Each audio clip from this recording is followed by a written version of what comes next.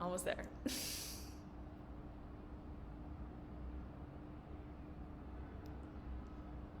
All right. Hello everyone, and welcome to today's video where I'm going to be talking about when it's time to start to challenge our nervous systems.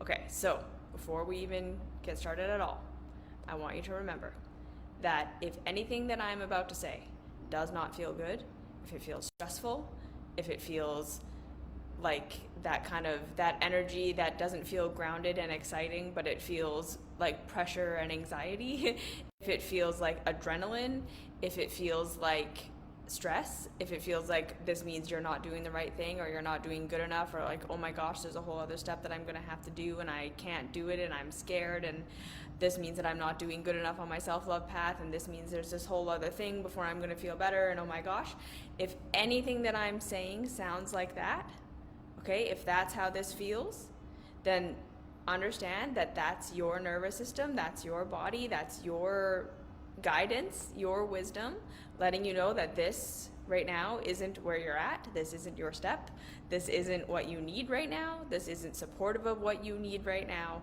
And it's not one of these things where it's like, well, I'm gonna have to do it eventually, so I may as well just push myself to do it now. No, okay? When you are truly in a state where what I'm about to say is helpful, so I'm not even going to say where you're ready for this, because it's not really like that either, okay? We're all going to cycle through phases with this work, and it's not that we have like this singular trajectory where we're in this phase and then we're in this phase and then we're in this phase and then we're perfect, right? We are going to cycle through different parts of self and things that we're looking at and things that we're dealing with and patterns that we're looking to change and all of these things. And for the rest of our lives, we're going to be cycling through the phases of this kind of nervous system growth, nervous system shifting. So what I really want you again to understand is that unless and until it feels good, unless and until it feels like freedom, unless and until it feels like, yeah, that's something I really want to try right now, I feel ready for that, I feel good about that, like, it's still going to be scary, there's still going to be doubt, it's still going to be challenging, but it shouldn't feel like adrenaline, and it shouldn't feel like anxiety and stress, okay? So if that's how it feels, this is not for you right now. This is not going to be helpful for you right now. And I really want you to think of it in those terms. This is not going to be supportive of you right now. Because, again, we don't want to look at the tools on the self-love path as things we're either doing right or doing wrong, or things that we're passing or failing, because that's not what this is, okay?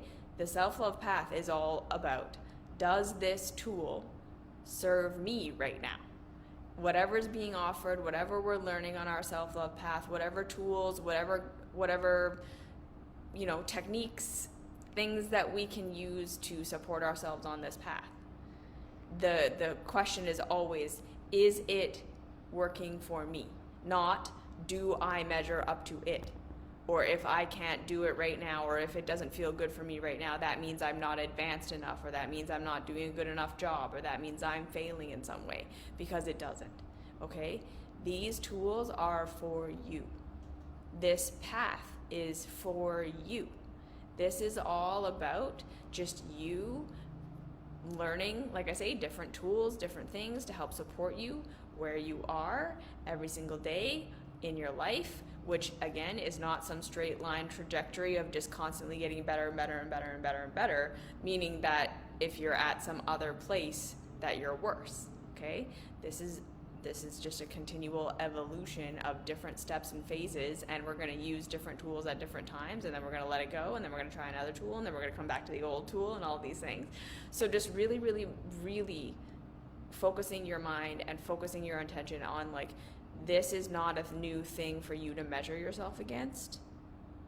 The self-love path is not a bunch of tools for you to measure yourself against, and how good am I using them, and how good do they feel, and how much are they working for me, and if they're not working for me, then I'm not advanced enough. That's not what this is. All of these tools are simply for you, and if it doesn't feel good, the tool is the wrong thing. The step is the wrong thing. That's not what you need right now for wherever you are. And wherever you are is perfectly perfect, and wherever you are makes perfect sense. You shouldn't be anywhere else. You shouldn't be any more advanced or whatever the world might want to measure these things by. That's why I just feel like, right, the true self-love path just does not fit with our modern society and how we view things, because it's not levels. It's not advanced or not advanced. It's not good enough or not good enough. That's just not what this is. This is all about, are you being supported on your path right now? That's the only question you need to be asking yourself, okay? So that's my long ramble about, if anything that I say in this video does not feel good for you, forget about it. Forget about it until it does feel good. Forget about it until it does feel exciting. Forget about it unless and until it feels like, okay, that's something I really want to do. Okay? And then whatever else you're doing to support yourself, and just continuing every single day to remind yourself that this path is not about improving yourself and fixing yourself and making yourself better so that you will be better. This is about supporting yourself. This is about showing up for the you that exists and saying, what do I want right now? What do I need right now? What am I feeling right now? What am I going through right now? What's the most supportive thing for me right now? That's what this path is. Because ultimately, that's how we grow. We grow just through being supported. We don't grow through being told that we're shitty and told that we're not measuring up and pushing ourselves to measure up to some standard that we feel like we're not meeting. That's not, right? If that worked, if that was the thing that all of us should be doing, all of us on this self-improvement path would be like super genius, super whatever we think we need to become, higher self versions of ourselves, right? If that was gonna work, it would have worked for pretty much everyone listening here, because I'm sure you've tried that, right? So this is a totally new technique, okay? So that's that.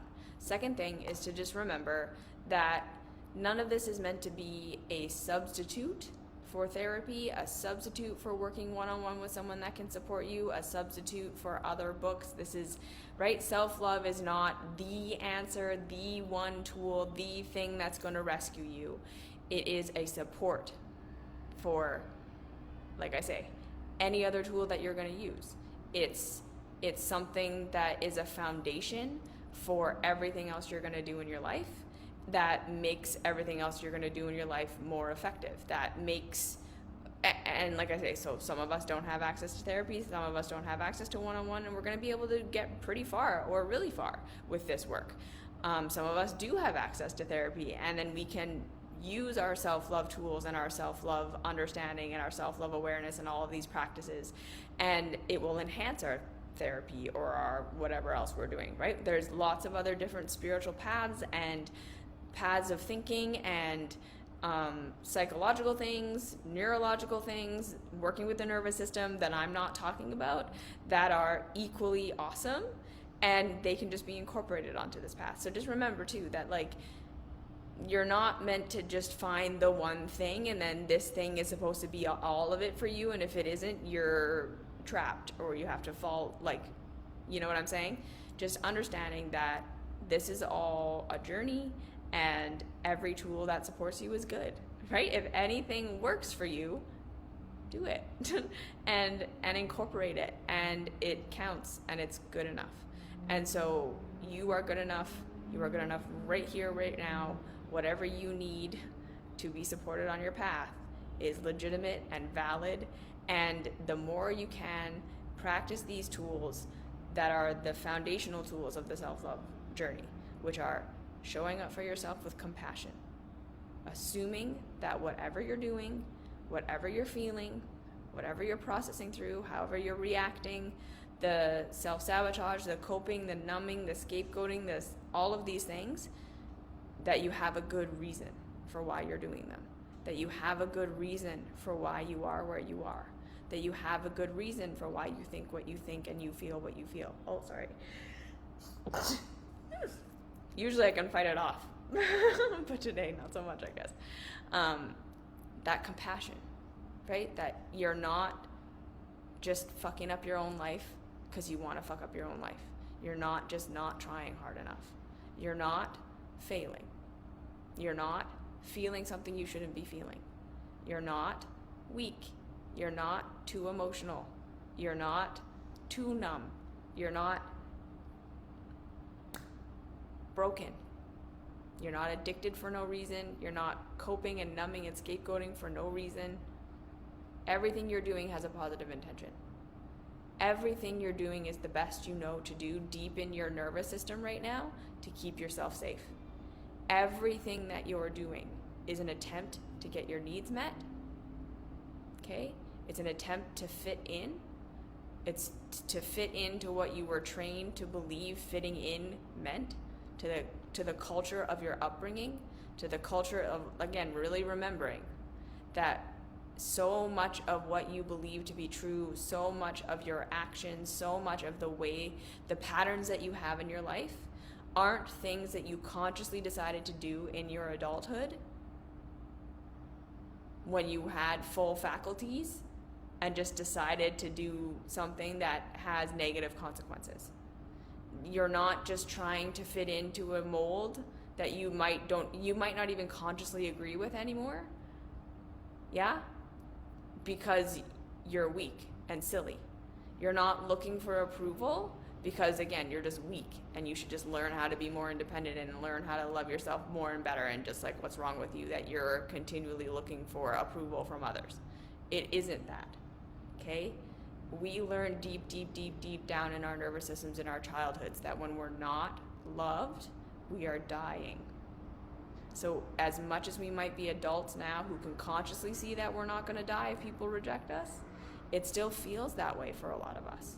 And it feels, and like, right, depending on the ways that we may have been traumatized, the way we may have been rejected, the parts of self we weren't allowed to express, the parts of self that just don't work with how our culture functions, and how often we were told that it was because we're wrong and we're bad and there's something wrong with us and we're broken and we need to change to fit into the culture that is good and right and has everything sorted out, and we're just, right, like not doing good enough to fit in. That is tough to rewire. And we have to understand that that's what this path of self-love is doing, is we're rewiring all of these, that I am broken, there's something wrong with me, I'm doing all these things that seem nonsensical and that are self-harming or that are harming other people because I'm bad and because I suck, and because we're not seeing where we developed these patterns. We're not seeing how these are coping mechanisms for the world we think we exist in, or the world that we did exist in as children when we didn't have autonomy.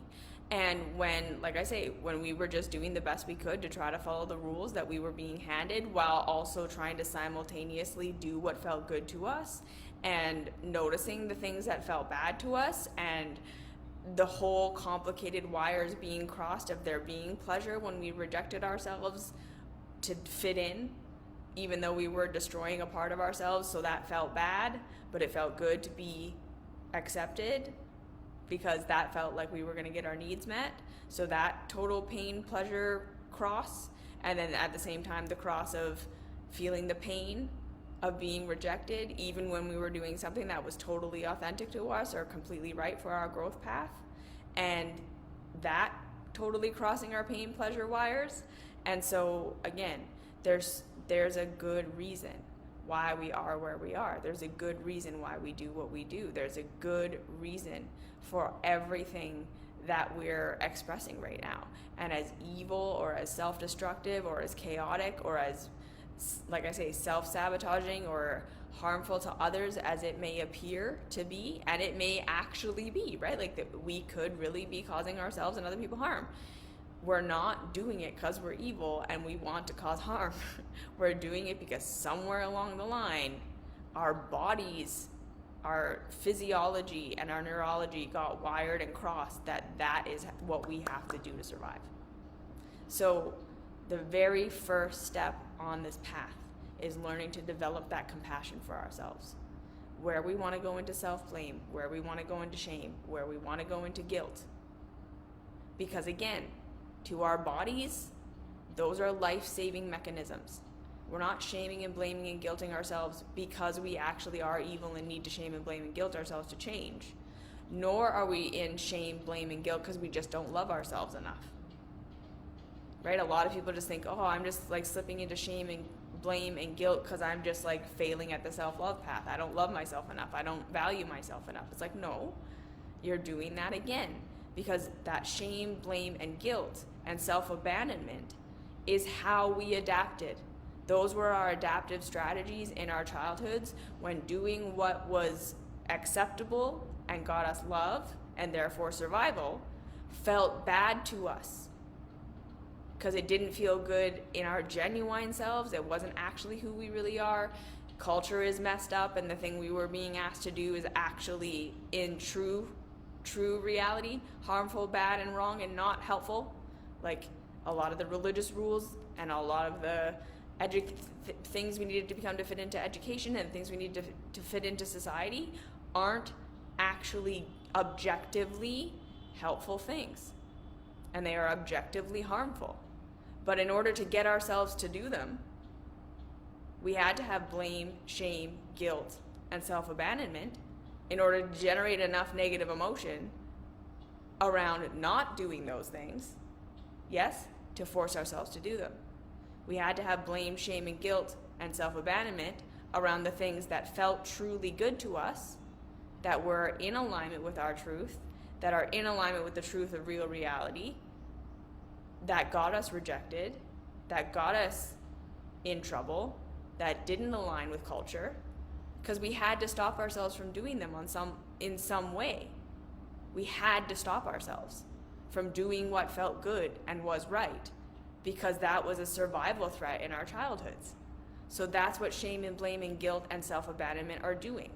They are trying to protect you from being your real self or straying from conditioning so that you don't get rejected. Because again, in childhood, rejection was death. Do you see what I'm saying here? Shame, blame, guilt, and self-abandonment were tools you absolutely needed to keep yourself in line with the cultural, familial, societal rules that you had to follow as a child in order to be loved and therefore provided for, because you couldn't provide for yourself. Now, that shame, blame, guilt, and self-abandonment are entry points for us. They're entry points into where we are indoctrinated, where we have been conditioned that this is the right way to be and this is what we have to do. And those things not being true to ourselves, and those things not being true to real reality.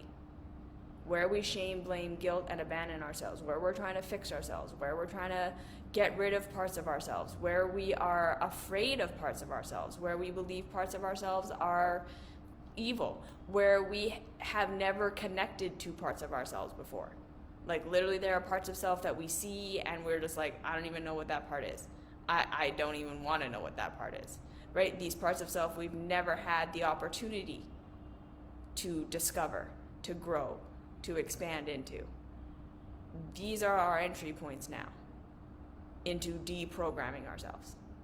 Because again, the deprogramming is not like you take the pill and then you wake up to what real reality is. If it were that simple, all of us would be awake right now. All of the spiritual people you have on Facebook and Instagram would be living completely different lives than the ones that they're living, right? If it were really that easy to just wake up, everyone who'd taken ayahuasca or mushrooms or whatever would be free, in the sense that they would know how to create a life for themselves that really works for them, that works for our environment, that works for the society that we live in where we're interconnected. Yeah?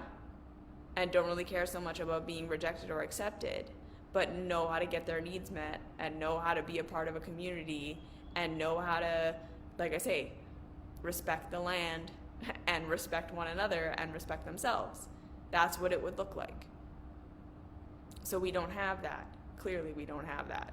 And it's because it's very difficult to wake up to the things that were programmed into us from the very beginning of our lives to be the right way. And like I say, most of us have been programmed that the worse something feels, the better it is. That the better something feels, the worse it is. Yeah? Like, we don't even know how to read our pain and pleasure signals, because they're all wires crossed at this point, like I talked about, right?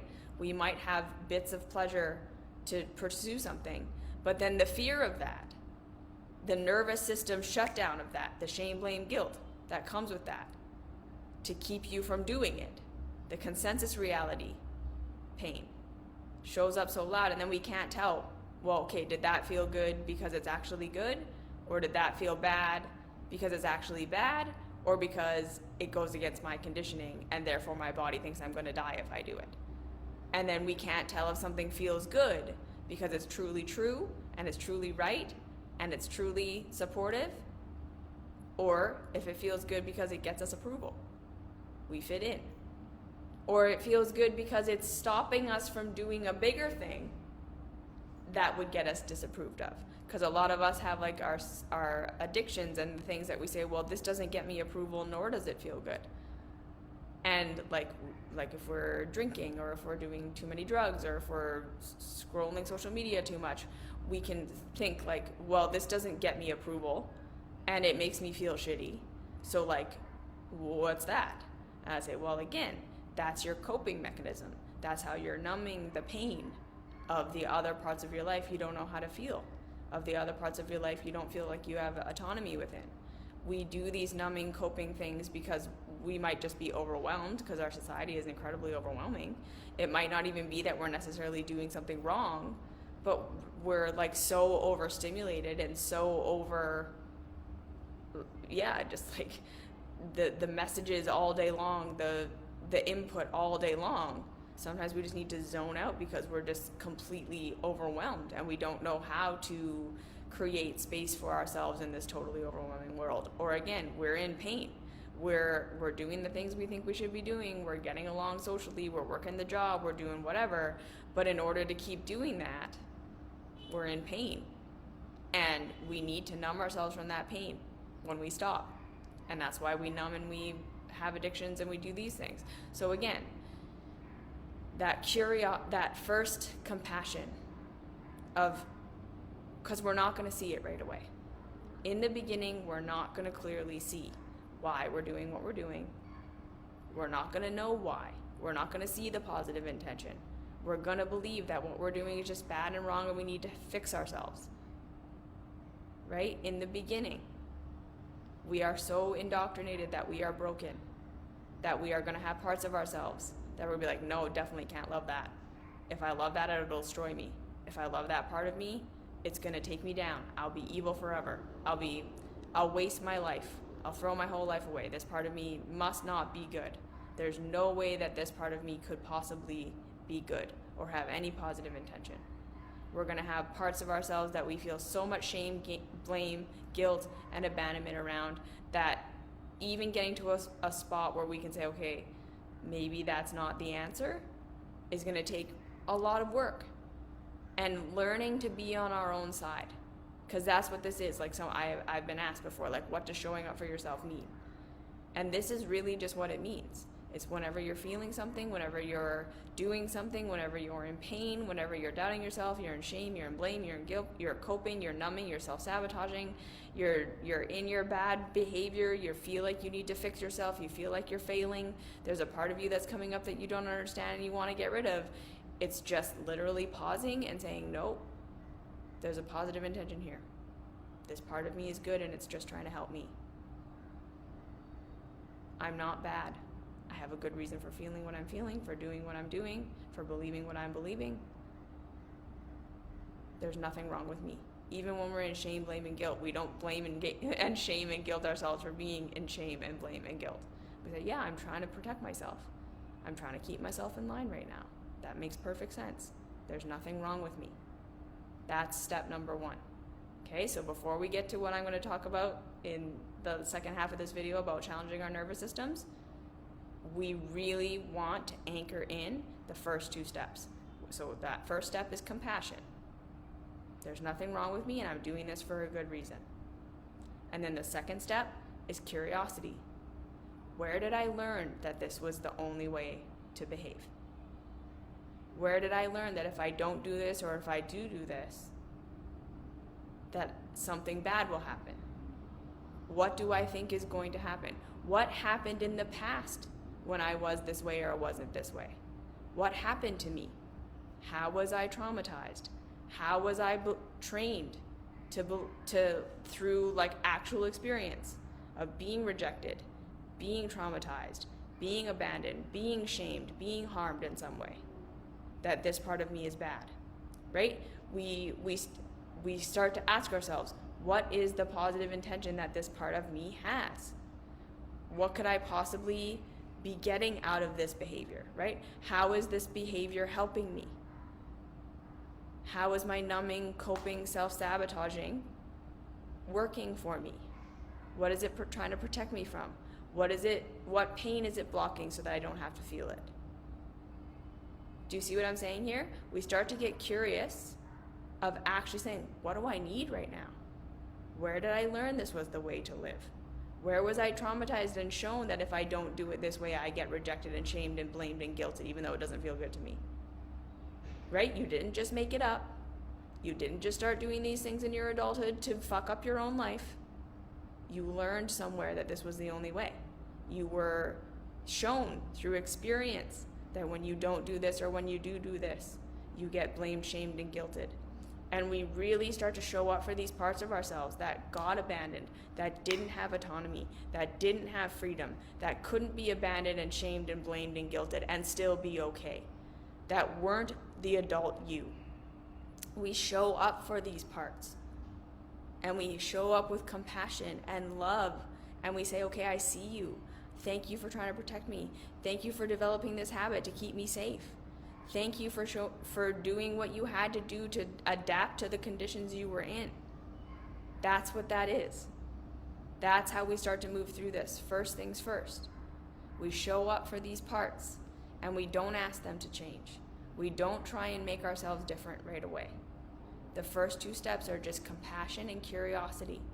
We start to develop actual awareness, because most of us might think we have awareness. I know why I'm doing this. I have this because of this. I have this because of this. I have this because of this.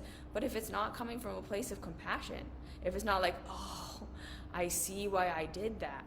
That makes perfect sense that I did that. That was my only option. That was my adaptation. I had to be that way to be safe. Like, if it's not coming from that place, because a lot of us just think, well, clearly I'm just doing this because I'm lazy. I realize that I'm just weak. I realize that I'm just blah, blah, blah. Right? When it feels like that, that's not real awareness. If it feels like shame or blame or guilt, or like, well, you just need to buck up and change and be different now because this thing is clearly shitty, that is not self-awareness. Self-awareness is always going to feel like, oh, okay. Sweet, innocent. No matter how destructive or terrible or whatever it looks like on the surface, there's innocence behind it. You were adapting to survive in the only way you knew how. To fit in. Survival was fitting in. And it was about crushing parts of yourself, adapting, changing, trying to, right? And if we were in manipulative environments, if we were in environments that were truly unsafe for us, if we were being gaslit, if we were being abused in any way, manipulated, if we were being taken advantage of, like it can have been like truly overt abuse. It could have been covert abuse, especially in those situations. Our love wires would have gotten totally crossed, right? If the people that we relied upon, like our caregivers, were truly like abusive and manipulative and abandoned us and did all these things, didn't show up for us, had all these expectations of who we were supposed to be, and never saw who we really were, and never supported who we actually are, and we were constantly feeling like we weren't good enough and we didn't measure up. If we were being used, our caregivers were using us to get their needs met, if we were made to be unsafe, if we were like legitimately abandoned and legitimately harmed in any way, these are big things. And our bodies would have made big adaptations. And we have to have so much compassion for ourselves. And we also have to say, you know, a lot of us will say, I feel like my childhood wasn't that bad, or what I went through wasn't that bad, or what I've experienced wasn't that bad, and I'm just overreacting. And I feel like I'm just overreacting. And I should have been able to be okay with this, or I should be able to be more reasonable than I am. And again, I just really want to say, no, you're reacting in alignment with how bad it was for you. And you need to be validated in that. Continuing to try to tell yourself that you're overreacting isn't going to make the pain less. Right? We're trying to minimize the pain to give ourselves some power and autonomy within it. Of course, feeling the pain of what we went through a lot of the time is so overwhelming that we're going to come up with all sorts of excuses. We're going to come up with, well, someone else had it so much worse than me, and other people had it so much worse than me, and this isn't really a big deal, and I must just be weak, and I'm just overreacting, and I'm just over-responding, and I just need to be. Of course, right? We do that again to try to protect ourselves from pain. But I'm here to tell you that no. If the pain is there, it's there. If you feel it, you feel it. You're not just in an illusion, and you're not just holding on to the past, and you're not just all of the things the spiritual people say. You just need to let it go and forgive, and like you're drinking poison expecting the other person to die. That's not what's happening. You're in pain, and you haven't been validated, and you haven't been shown where you were harmed and how you can fix that harm. Okay? So that's the next part of this.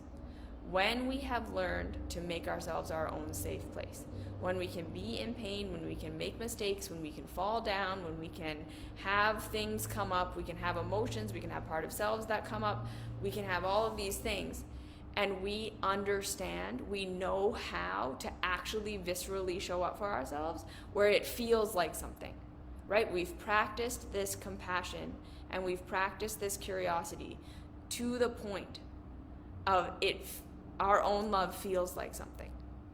To the point of our own validation feels like something. We can really actually feel our nervous system going from hyperarousal or numb into a state of regulation. When we have come to the capacity that when we question ourselves and we do that curiosity, we're actually having true compassion-filled insight. We're seeing why we are the way we are. We're seeing the innocence behind our behaviors. We're seeing where we develop them. We're seeing why we react the way we react, why we do what we do, why we lash out in relationships, why we do all these things. We're seeing the parts of ourselves that weren't loved and accepted. We're seeing how we weren't given what we needed. We're seeing how we were abused and abandoned and shamed and guilted and didn't get to grow. We're really starting to have true self-awareness, which is always based in compassion and understanding where things came from. And we know how to support ourselves. We know how to say, okay, I'm not bad, I'm not wrong, I may be causing harm, I may be doing things that are not the best. Yes, we can simultaneously acknowledge that we're hurting ourselves, that we're hurting other people, that maybe we have habits and things that we're doing that we don't want to do forever. And at the exact same time, we can say, but it's not my fault, and I'm not shitty, and there's nothing wrong with me. Of course I learned how to be this way. This is how I survived. There's nothing wrong with me, right? We can objectively be able to say, I'm causing harm, I'm in pain, I don't like these patterns. I don't want to do them forever, but I can totally see where they came from. I can totally see the innocence behind them. I can see how they helped me. I can see how they were how I survived. And it was good, and there's nothing wrong with me. When we are in that place, then we're ready for this next step. Okay? So when telling yourself, I want to change, and I want to try something different, and I'm going to do something different, feels like you're telling yourself because who and what you are right now is shitty, and this is bad, and this isn't good enough, and you have to change to be better, otherwise you're destroying your own life, this is not the step for you. If it still feels like shame and blame and guilt and like you're changing because you have to become good, this is not the step for you. Then you still need to work on showing up for yourself with compassion, curiosity. What do I just need right now to feel safe? I don't have to change. I don't have to be different. I never have to change. I never have to be different. Even if I destroy my own life, even if I never change, even if I never develop a healthy habit instead of this one that's destructive, even if I never learn to undo the adaptation that I made because it's just so deep in my nervous system, it's okay and I love myself completely. Until we're in that place, this next step isn't going to work. Okay? So we love ourselves so safe that we tell ourselves, even if I never change, even if I'm just totally destructive for the rest of my life, even if I never learn who I really am, even if I never step into my true self, even if I never figure it out, if I got so traumatized I'm not going to be able to figure it out, fine, I'm going to love who I am right now anyways. I'm going to honor all the adaptations that I made, and I'm going to support myself the best that I can in my current habits. That's our first step. So whatever I'm doing to cope, I'm drinking, I'm self-sabotaging in some way, I know I have the same relationship patterns over and over again, the same work patterns over and over again, I see it, I know it, I'm not ready to change right now. And that's okay. So how can I support myself in the patterns I know that I have? Right? How can I support myself in knowing that I'm going to drink? How can I support myself in knowing I'm going to get in the fight again? How can I support myself in knowing that this is just where I'm at right now? You see what I'm saying? Rather than showing up for how do I fix this part that's bad and horrible, and rather than just saying, well, no, there's nothing I can do about it, too bad. It's neither of these things. We're showing up for this part, we're saying, okay, I see, you're just trying to help me, you're doing your best to keep me alive, this is what you think is the only way, so how can I support myself in these habits that I know that I have? And that's going to be hard. That's really hard to do. But just saying, okay, this is where I'm at right now, I can't change right now without feeling shame, blame, and guilt, and therefore, I just need to work on loving and accepting these parts and supporting myself the best that I can within them. We start with that. Okay? And then one day, you will notice that this feels different. So again, if you're like, am I ready for this? You're probably not. Right? If you have to ask yourself, is this the right step? I don't really know. Keep staying where you are. Keep staying in compassion. Keep staying in how do I just show up for this me that exists? How do I keep supporting the me that exists right now? Just what can I do for the me that exists with the habits that I have right here, right now, to support myself the best that I can? Because I'm not going to be able to change right now. Because I can't make myself safe enough. And that's okay. We make it safe, safe, safe, safe, safe, safe, safe. Until we get to a place, and this will happen, where you say, okay, there's nothing wrong with me. If I stay this way forever, I can love myself forever. I'm no longer looking to fix myself.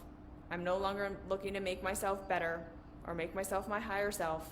It has nothing to do with that. But, right, I have full and complete understanding of why I have the patterns that I have. I have full and complete, pretty good awareness of how I developed this, the needs I'm trying to get met, the way that I'm getting my needs met right now, the ways that my habits make me feel safe, all of that stuff. And you get to a place where you just say, and I just genuinely want to try to see if I can meet this need in a different way. I just genuinely want to try to interrupt this pattern with something new. Because I want to see for myself what it will be like to support myself in a different way. When that's the motivation, I want to see for myself what it will be like, what it could be like to get my needs met in a different way. I want to see what it could be like to respond differently in a relationship. I want to see for myself because I deserve to be able to expand beyond my conditioning. There's nothing wrong with me that I'm doing my conditioning. There's nothing wrong with my conditioning in the sense that I didn't just make up something to be horrible to myself and destroy my own life and that's why I'm doing this. We really understand this is how I learned to survive in childhood. This was the best I needed to do at the time. This is how I survived. Good for me. I'm here on my own side. I love myself. I get it. I see that I'm adapting. And then, like I said, eventually we start to get so good at showing up for ourselves and loving ourselves and supporting ourselves that we genuinely feel curious about doing something different. that we genuinely feel like even if I make a change and it doesn't go how I think it's going to go, if it's painful, if I take a step that I think is going to help and it doesn't help, if I do something and I discover that I really could get this need met in a different way and in a better way that's less harmful and more beneficial, that doesn't mean that I was doing something wrong before. That doesn't mean that I was bad before. That doesn't mean that I was shitty before. That doesn't mean that I could have done this new different thing at any point up until right now. We learn to get to a place where we say, okay, I just know how to be on my own side. I know how to support myself. And I know that I'm going to take a different step. I'm going to do something different. I'm going to try a new way. And it's going to be very scary. My nervous system is going to freak out. No matter how objectively better it may be at meeting my needs or at creating a healthier relationship or a healthier relationship with work or whatever it is that we're doing, we'll be able to understand that yes, logically and maybe in reality, what we're going to do is going to be better for us, but that our nervous systems are going to freak out. That our nervous systems are going to be like, you're stepping outside of our conditioning, you're going to die. And we know how to support ourselves through this. So again, when we start to feel that like, okay, I want to try something different, I've come to so much self-awareness of why I'm doing what I'm doing and what my needs are and what I actually want and where my traumas are and why I'm doing this and all these things, and I want to try something different. When we finally get to that place of that awareness, we're going to try to do something different, and we're going to understand that our nervous systems are going to freak out and that they're not going to want us to do it, and that usually what is going to happen when we challenge ourselves, and usually what is happening when we are triggered into our coping, scapegoating, numbing, self-sabotaging, the ways that we respond in relationships where we freak out and we have the big fight and we feel like we're being attacked when we're not, or we feel like where we're perceiving reality in a way that it isn't, where we're seeing that we're being rejected and that we're being told that we suck and that people aren't liking us. Either that's a thing that's actually happening or something that we're perceiving, and we're feeling like, okay, and that means I'm going to die, that means I'm not going to be okay, that is the end of the world, I can't survive that. We have to understand that in that we're in a flashback state. We're not actually responding to the thing that's happening currently in our reality, where we are adults and have autonomy, right? In that freaked out state, in that nervous system trigger state, in that we're being triggered into our scapegoat, numbing, coping, self-sabotaging state, we're in a pattern. We're in patterns that we learned when we were children, and we're overlaying the childhood reality onto our current reality. Meaning, part of the reason it feels so horrible and so scary and so terrible right now is because we're still feeling like we are children who didn't have the capacity to meet our own needs, who didn't have the capacity to say no, that didn't have the capacity over our own environment, that we didn't have autonomy to make our lives better if something was hurting. We didn't have autonomy to provide for ourselves if someone rejected us. We didn't have the capacity to be okay if we were abandoned and rejected by the people around us. So when we are in that trauma state, when we're in that trigger state, when we're in that pattern repetition that we're always in, we have to remember that we're being flashed back to the childhood perspective where we feel like we have no power and no autonomy.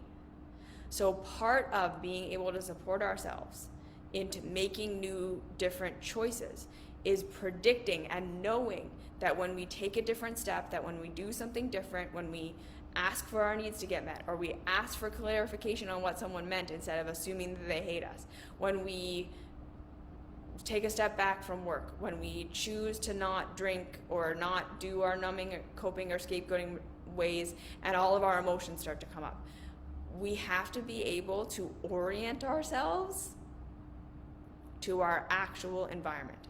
Okay, so the third thing that we need to have in place before we're ready to challenge our nervous systems, so we need to be able to have compassion for ourselves, we need to be able to have true curiosity that develops true awareness, and the third thing is we need to be able to orient to our adult perspective so that we don't just re-traumatize ourselves by taking a step and feeling like the worst thing happened. Because that's usually what's going to happen. We're going to try to challenge our behavior. We're going to try to do something new. We're going to try to take a different step. And even if it goes well, even if we get rejected, even if it makes someone upset, all of these things are going to happen. Even if it doesn't go how we thought it was going to go, these things are going to happen. And we're going to feel like the worst thing happened. It's going to feel like, see, proves it, I can't do this new thing, I can't do this other thing, it got me shamed, it got me rejected, it didn't get my need met, it didn't work, I felt awful, proof I shouldn't change. That is what is going to happen. When in reality, you may have been rejected. Maybe someone didn't understand, maybe they didn't like you, maybe it created a fight, maybe it wasn't as settling as you thought it would be. But in real reality, you're probably not about to die. In real reality, you can be rejected and be okay. In real reality, you can figure it out if something doesn't go the way that you thought it was going to go. In real reality, you can change your mind. If you made a plan and it didn't work out, you can do something different. You can learn from that. You can say, okay, what worked, what didn't work, and what can I do differently next time?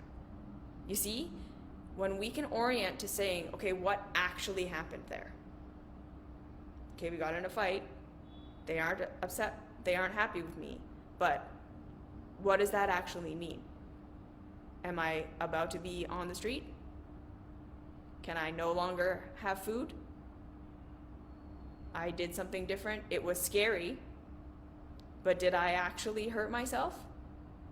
Did I actually cause a mess that I can't clean up? You see, when we gotta be able to notice that the nervous system is freaking out and telling us stories that the worst thing just happened, and we got to be able to say, okay, but what actually happened? In real reality, what actually happened? As an adult who has autonomy, as an adult who can make choices, as an adult who's not now under the influence of someone else to the degree that I don't have the capacity to do something different for myself. What actually happened? So when we can do that, when we have those three things, we have complete compassion for ourselves. We have complete capacity to understand why we're doing what we're doing, how we're getting our needs met, where we learned it, all of these things. And we have the capacity to truly orient, to truly come into the present moment and really figure out what actually just happened and find our autonomy. And even if it was the worst thing ever, we can see, but still, we're not children, we're okay. What did I learn from that? And how can I take that information and move forward? Then we're ready to challenge our behaviors. Because this self-love path and awareness of why we're doing what we're doing and compassion and curiosity and all that stuff, that is the setup. That's the foundation. Like, just that in and of itself is absolutely going to change your life, right? Like, that's going to change your experience of your reality. That's going to soften you towards yourself. You'll probably just naturally start to change habits without even having to do anything about it. Because when you feel safe, when you feel loved, you feel safe, and you're just going to change things naturally. You're going to do new things just naturally. You're going to change the way that you behave. You're going to change the way that you speak to yourself and to others. It's going to change the way that you interact with your emotions. It's going to change the way that you interact with your body. It's going to change all of these things as we just work those tools. And then, like I say, it's going to get you to a point where you're really ready to challenge these deep nervous system programs, to do something different, to say, okay, that's how I've been getting my need met my whole life. I can see that. I understand it. I can have complete compassion for myself, and I want to try something different. I want to see if I can do something better for myself, right? And it's all for you. It's not so that you will be better. It's not so that other people will love you more. It's not so that you'll be better for other people. It's not because you suck. It's simply because you're curious to see what else you could have for yourself. you really actually want something different for yourself. You don't want to keep repeating these patterns because you don't like them. And that's okay. And you want something better for yourself. And then you're saying, okay, and I know that when I challenge this, I know when I try and do something else, it's going to be messy. I'm not going to have it all figured out right off the bat. I'm not going to know exactly how it's going to go. I'm going to try several different things that it's going to try to get my need met in a different way, and they're not going to work. And I'm going to have to keep trying. I'm going to cause upset in relationships. I'm going to be uncomfortable doing the new thing, no matter how good it is for me. My nervous system is going to freak out and tell me stories about how I'm going to destroy my life if I do this. And when we can be prepared for that, we know how to orient, we know how to have compassion, and then we know how to just learn from what we did. Okay, well, what worked? What didn't work? What would I like to try again? What actually happened? Was there a positive thing that was fine? We got in a fight and I was rejected. But then what? Right? Can I repair? Can we say sorry? Can it be okay that they're upset with me? Can I be okay? So they reject me. And I can still get my needs met. We're okay. You see what I'm saying? We're slowly going to show ourselves that life is complicated and messy, and that's okay. And we can try new things and learn from them. And then we start to build new habits, right? We are going to understand that doing the new thing isn't going to feel amazing right off the bat. We're going to have to practice it a couple of times. And then it will start to feel better, and it will start to replace some of our old habits simply because it's getting the need met better now, right? We're not doing something different to be better. We're doing something different, and we're doing it in a way where we actually want to do the new thing because we understand, again, why we were doing the old thing, why we were coping, numbing, scapegoating, the needs we were trying to meet through that. And then we found a way to meet those needs better. So it doesn't require discipline and forcing ourselves to do the new thing. We want to do it because it literally meets our need better. It actually feels better than the old thing. After that transition period of the nervous system freaking out and just not wanting us to change. Because remember, your nervous system isn't going to want you to change. Your nervous system isn't going to want you to challenge the behavior. Because it literally thinks, if I do something different, I'll die. It's going to tell you a whole bunch of stories about how you about died and how you're going to die. And that's how you learn to orient. You learn to say, okay, what actually happened? Did I almost die? Where is my power? How am I okay? What did I learn from that? And I have autonomy now in my adulthood that I didn't have in my childhood, and I can keep learning, growing, and doing different things. What do I need? What about that was good? What about that didn't work? You see what I'm saying? That's when we're ready to challenge our nervous systems. We can show up with complete compassion. We know how to honor and validate our emotions. We know how to honor and validate our bodies. We know how to show up for every part of ourselves and have a conversation with it. What do you need? What do you want to say? Where did you get hurt? And how do you need to be validated? How do you need to be loved? How do you need to be accepted? We start to, again, have that curiosity. Why am I doing what I'm doing? Where did I learn this was the way to survive? Where was I hurt and traumatized and manipulated and all these things? And we have nothing but compassion and patience for showing up for ourselves just how we are, right here, right now, not expecting ourselves to change, not asking ourselves to change, and just practicing. How do I support myself in the way that I am right now? How do I support myself in the way that I am right now? How do I support myself in the way that I am right now? We learn how to orient. We learn how to come into our adult perspective as often as we can. What's right in front of me? Where is my power? What's actually happening? What's the one step I can take right now, right? Instead of running off and I'm thinking we're dying or thinking that we have to figure everything out and if I do this, then this is going to happen and this is going to happen and this is going to happen and I don't know what to do. We come into, okay, no, just what's right in front of me? What's happening right now? What's my power right now? What's the step I can take right now? How can I empower myself right now? What's actually happening right now? And then when we get to a place where we say, okay, no, I really want to challenge my nervous system. I'm ready. I know how to support myself. I know my nervous system is going to freak out. I know it's not going to feel good right away. I know that I'm going to tell myself all the worst stories and all that stuff is going to come up, and I'm ready. I'm ready to love myself. I'm ready to support myself. I'm ready to orient. I'm ready to be uncomfortable. I'm ready for it to be messy and think that it's going to go a certain way and it goes a different way and all these things. And I just want to learn how to support myself in new ways better. Right? And it's no longer coming from a place of I want to fix myself or change myself or make myself better because I suck right now. It has everything to do with I'm good enough right now, and I just want to see if I can support myself in a different, better way. That's when we're ready to challenge our nervous systems. Because, right, this self-love work awareness isn't curative. And self-love and learning to feel our feelings and learning to process our feelings and all that stuff isn't the end. These are means to ends. This is how we learn what is and isn't working for us, and how we can start to change our actual behaviors and our ways of living to make things better for ourselves from real awareness. Instead of trying to force ourselves to be something, like, right, spirituality, self-help, self-improvement, we're just like trying to follow someone else's blueprint to make ourselves better. It's not going to work, right?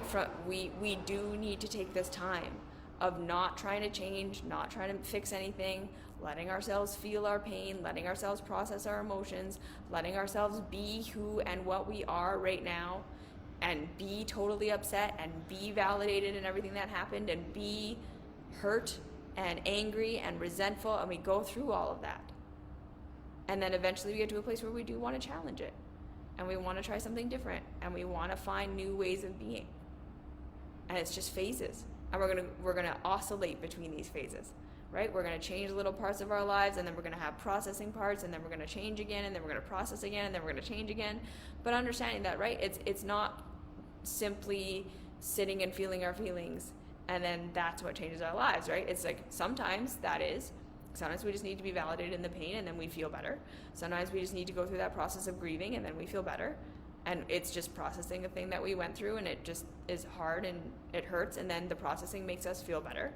And then sometimes we do the processing and we come to, okay, well, yeah. And then I was trained that this is how I had to be, and now I am that way, and it's continuing to cause harm. So now I do need to shift things. And the pain that I'm in isn't just mental and emotional pain. It's that I'm caught in these patterns of self-abuse and ways that I think about myself and ways that I see myself and the ways that I interact with reality that do need to change so that I am supported.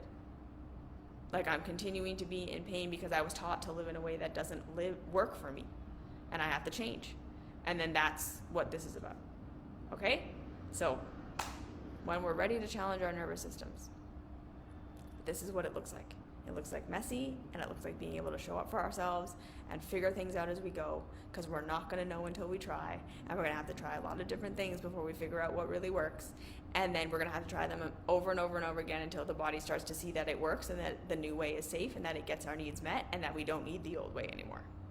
Okay, so that's why we oscillate between using the old thing and the new thing at the same time until we prove to our bodies and ourselves that the new way works. Yeah? Okay. So that's what I wanted to say about when it is time to challenge the nervous system.